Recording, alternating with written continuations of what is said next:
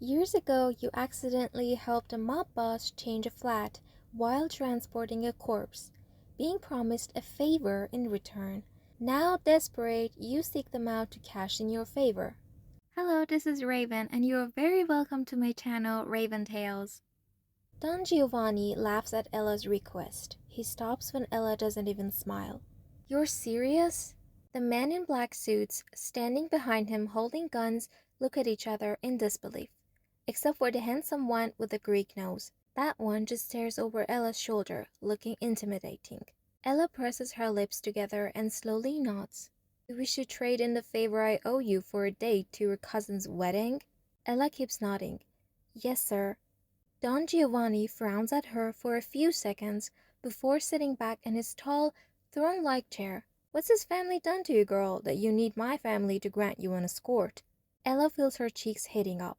I'm a mechanic, while the rest of my family are doctors and stockbrokers, and my cousin is marrying old money, which makes me even more of a black sheep.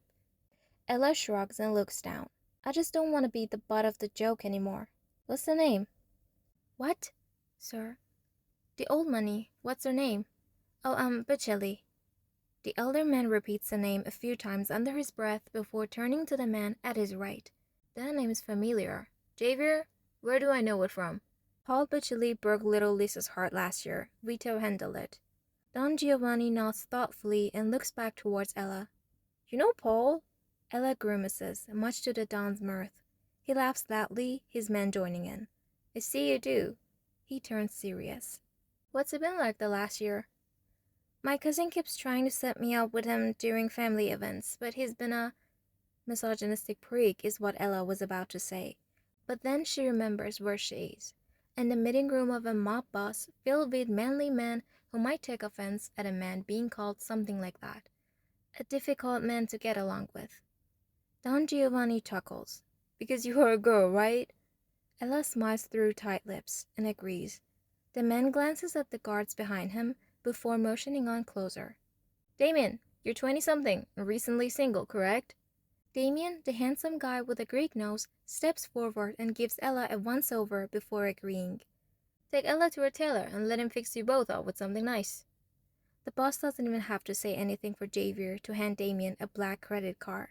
And make sure Paul remembers his lesson. The smirk that graces Damien's face is dark and icy. Of course, Uncle. Uncle? Ella swallows heavily. Maybe she's getting more than she can handle. Her date is gonna be the nephew of an Italian mob boss? That sounds more dangerous than dealing with her family and the Bichellis all by herself. Damien tucks the black credit card away and strides over to Ella. He offers her his elbow, which Ella takes in a daze. His arm feels like rock-hard muscles beneath her hand. It even makes her hand look dainty.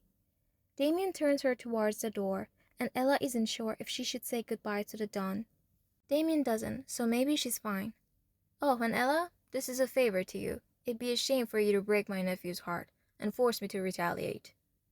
Ella's stomach drops to the floor and chills run up her spine. She swallows heavily. Of course, sir, not planning on it. Damien pulls her out of the room, the look on his face positively thunderous. So that was the part 1 of the story. Hope you like it. Let's head on to the part 2. Before that, make sure to hit the subscribe button right under here. Let's go.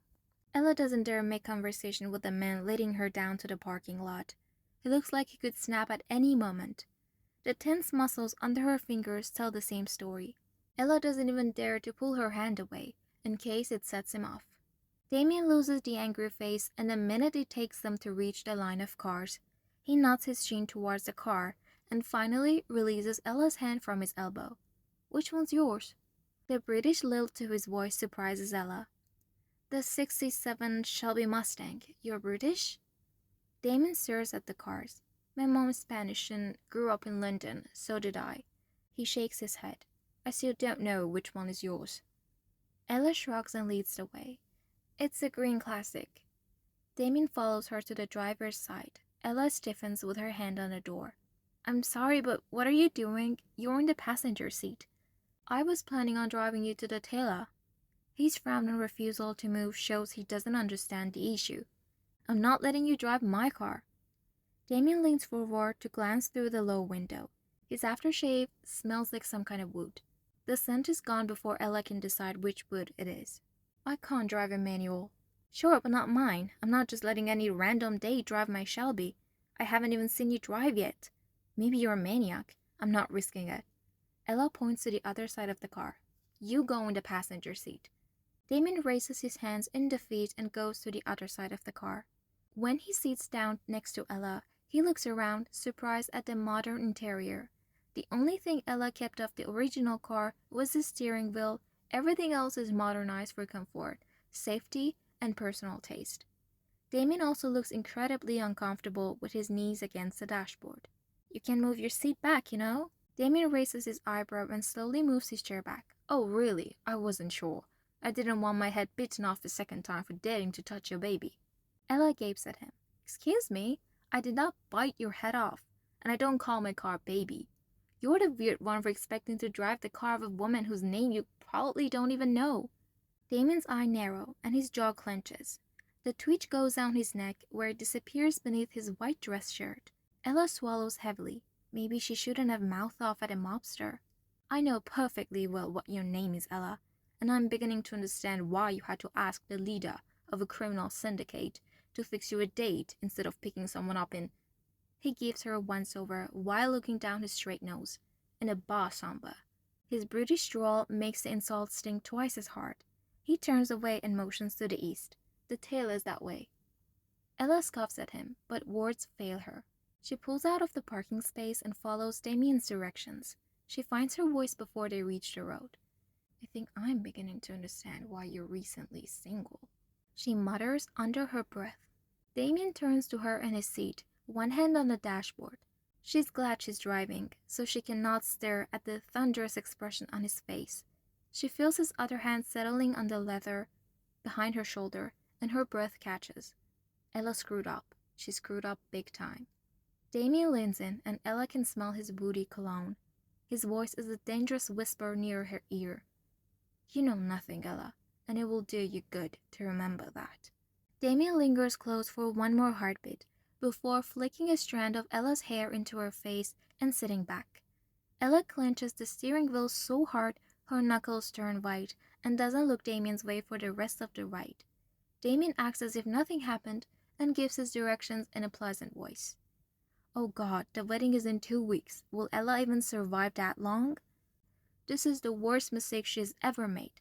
But she can't back down now. She asked for this. She just has to swallow and take it, like she always does. And that was the part 2. Bye-bye. Have a nice day. Or night. Goodbye.